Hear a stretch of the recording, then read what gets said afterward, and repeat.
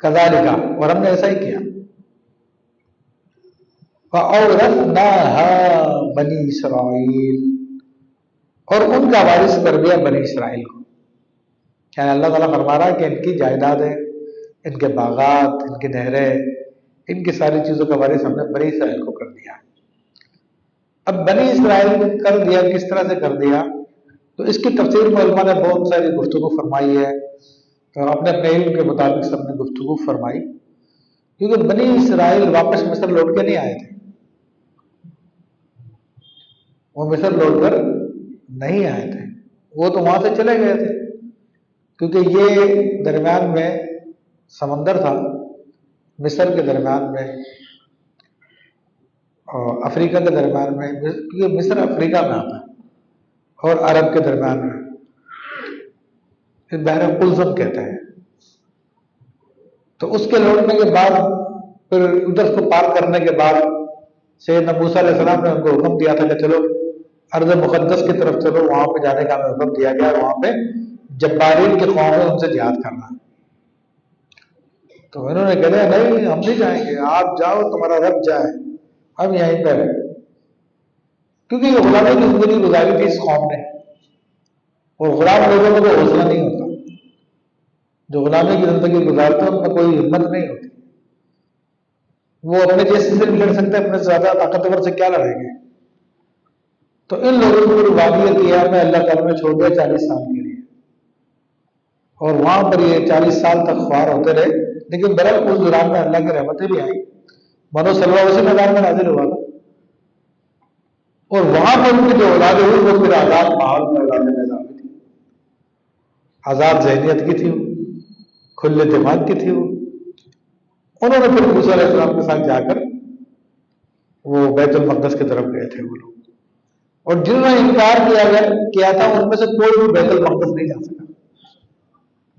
تو اب یہ جو بیت المقدس گئے تھے، یا بعض علماء جب شام گئے تھے، تو شام یا بیت المقدس ایک ہی جگہ تھی، کیونکہ پہلے یہ جو بیت المقدس ہے جسے فلسطین کہتے ہیں، یہ شام ہی کا حصہ تھا، اور شام بڑی برکت والی زمین ہے، حدیث شریف میں اس کے بارے میں آیا.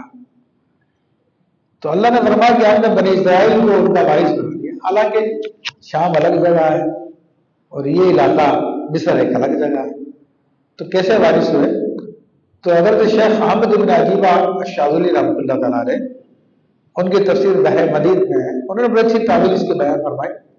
انہوں نے کہا کہ یہ ڈائریکٹ تو نہیں گئے تھے بیت المقدس، لیکن شام یہ لوگ گئے تھے، پھر شام میں ان کی حکومت بنی، اور وہ حکومت جو ہے پھر مصر تک گئی تھی، اور ان کا تسلط جو ہے مصر تک ہوا تھا. تو گویا کہ اس طرح سے وہ مصر کے بھی وارث ہو گئے، یعنی قبطیوں کے، فرعون کی ساری جائیداد کے، دیگر چیزوں کے، اس طرح سے وہ وارث ہو گئے. تو اللہ تعالیٰ نے یہ سب بیان فرمایا، اور فرما کے فَأَتْبَعُوهُم مُشْرِقِينَ. اللہ تعالیٰ فرماتا کہ پس انہوں نے صبح میں ان کا تعاقب کیا. یہ لوگ رات کو نکل گئے تھے، اور فرعون اس کا لشکر صبح کے ٹائم میں ان کے پیچھے نکلا. اور میں نے آپ کو بتایا کہ وہ ان سے کئی گنا بڑی تعداد لے کر گیا تھا فرعون، اور خود فرعون نے بھی خوب پہنا ہوا تھا، اور بڑے شان و شوکت کے ساتھ 1 لاکھ سے زیادہ گھوڑے اپنے آگے رکھے ہوئے تھے جن پہ گھڑ سوار تھے. تو فَلَمَّا تَرَا الْجَمْعَانِ، پھر جب آمنے سامنے ہوا ان لوگوں کا، یعنی یہ بنی اسرائیل جو ہے تو سمندر پہ پہنچ گئے تھے، اور فرعون ان کا پیچھا کرتے کرتے ایسی جگہ پہ پہنچ گیا تھا کہ بنی اسرائیل نے ان کو دیکھ لیا کہ لو بھائی آپ آ گئے، آگے سمندر راستہ ہی نہیں، اب کیا کریں. تو انہوں نے کہا قال اصحاب موسیٰ انا لمدرکون. تو موسیٰ والوں نے کہا کہ انہوں نے ہم کو آ لیا ہے، وہ ہمیں پکڑنے گئے. اب کیا معاملہ تھا؟ بعض روایتوں میں آتا ہے کہ سیدنا موسیٰ علیہ السلام جب لے کے نکلے تو جو جانے کا راستہ تھا وہ اچانک گم ہو گیا. آپ نے کہا یہ کیا معاملہ ہوا؟ تو پھر بنی اسرائیل کے جو علماء تھے ان میں انہوں نے بتایا تھا کہ سیدنا یوسف علیہ السلام نے وصیت کی تھی کہ جب بھی تم یہاں سے نکلو مصر سے تو میرے جسم کو بھی لے کے جانا. تو وہ ان کا جسم تو ہم نے لیا نہیں، اس وجہ سے راستہ گم ہو گیا. تو آپ نے فرمایا ٹھیک ہے ان کا جسم لیتے ہیں، کیونکہ مصر میں حضرت یوسف علیہ السلام کی حکومت چلی تھی، بعد میں پھر فرعون والے آ گئے تھے. تو جب اعلان کیا گیا وہاں پر کہ بھائی کس کو پتا ہے حضرت یوسف علیہ السلام کے جسم کا، تو پوری بنی اسرائیل میں صرف ایک بڑھیا تھی مریم جس کا نام تھا مریم بن مرش، اسے پتا تھا اور کسی کو نہیں پتا تھا. حضرت موسیٰ علیہ السلام نے پوچھا بتاؤ کہاں ہے ان کا جسم مبارک؟ انہوں نے کہا نہیں میری شرط ہے، میری ڈیمانڈ ہے، آپ ڈیمانڈ پوری کریں گے تو میں بتاؤں گی. تو یہ حدیث شریف میں اس کا ذکر آتا کہ ایک دیہاتی نبی علیہ السلام کی خدمت میں آیا، آپ نے اس کو مہمان نوازی کی اور فرمایا مانگ کیا مانگتا، کیا حاجت ہے تیری؟ انہوں نے کہا مجھے سواری کا جانور دے دو، زیادہ سفر دے دو. تو آپ نے فرمایا کہ اس سے بہتر تو بنی اسرائیل کی بڑھیا رہی، اس سے بہتر تو بنی اسرائیل کی بڑھیا رہی کہ وہاں پر سخی ایسا سخی جس کی سخاوتوں کا سمندر کا کوئی کنارہ نہیں ہے، تو اس سے کیا چیز مانگ رہا ہے؟ اس سے تو اس سے بڑی چیزیں مانگتا تو سب کچھ مل جاتا، کیونکہ سوال آپ نماز کیا مانگتا. تو صحابہ کرام کی یا رسول اللہ صلی اللہ علیہ وسلم بنی اسرائیل کی عمر کا کیا واقعہ؟ پھر آپ نے یہ قصہ بیان کیا کہ جب موسیٰ علیہ السلام نے پوچھا کہاں ہے یوسف علیہ السلام کا جسم اقدس، تو اس نے کہا نہیں میری ڈیمانڈ ہے.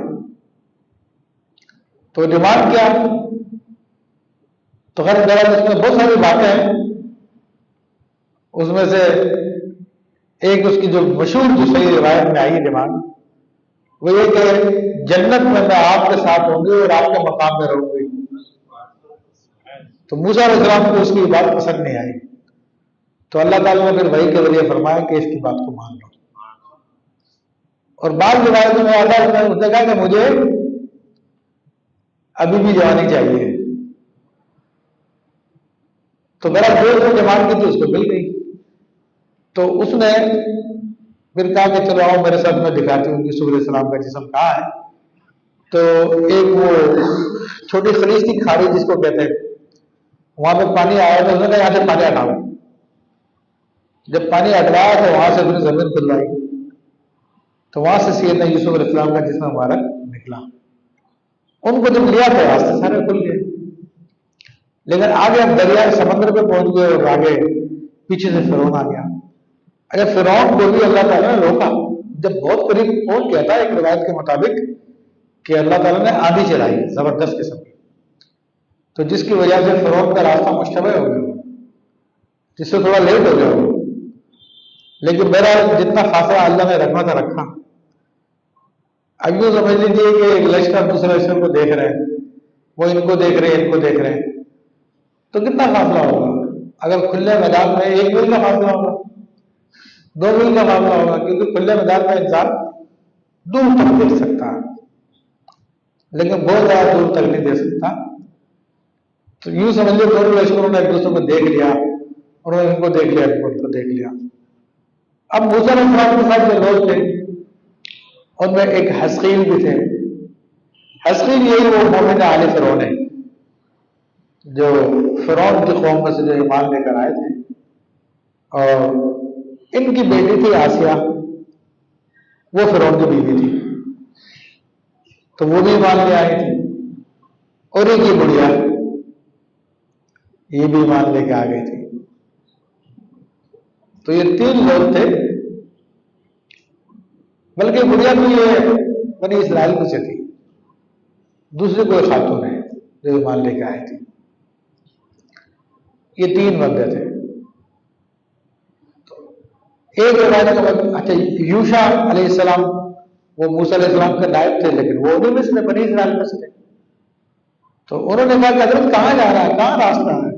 یہاں پہ تو اچھا سمندر کا بڑی تیز ہوائیں چل رہی تھی اور اونچی اونچی پہاڑوں جیسی موجیں آ رہی تھی، وہ ویسے ڈرانے کے لیے کافی تھی. تو موسیٰ علیہ السلام نے کہا کہ یہیں پہ جانا ہے. تو وہ اپنے گھوڑے سمیت اس میں داخل ہو گئے، انہوں نے پرواہ نہیں کی. حضرت یہیں پہ جانا. تو وہ گئے دریا میں، سمندر کے پار ہوئے اور پار جا کے واپس بھی آ گئے. اور بنی اسرائیل وہاں پہ کھڑے ڈر رہے کہ نہیں ہم نہیں جائیں گے، یہ تو بڑا مسئلہ ہے. پھر بعض روایتوں میں یہ ہے کہ موسیٰ علیہ السلام نے سمندر کو حکم دیا کہ راستہ دے. تو سمندر میں عرض کی کہ اے اللہ کے نبی، مجھے ابھی اس کا حکم نہیں ہوا ہے کہ میں راستہ دوں، کیونکہ ہر چیز اللہ کے حکم کے تابع ہوتی ہے. تو حضرت موسیٰ علیہ السلام نے پھر اللہ تعالیٰ سے دعا کی، اے وہ رب جو ہر چیز سے پہلے تھا، اے وہ رب جس نے ہر چیز کو بنایا، اے وہ رب جو ہر چیز کے بعد بھی ہوگا، تو ہمارے لیے راستے کو کھول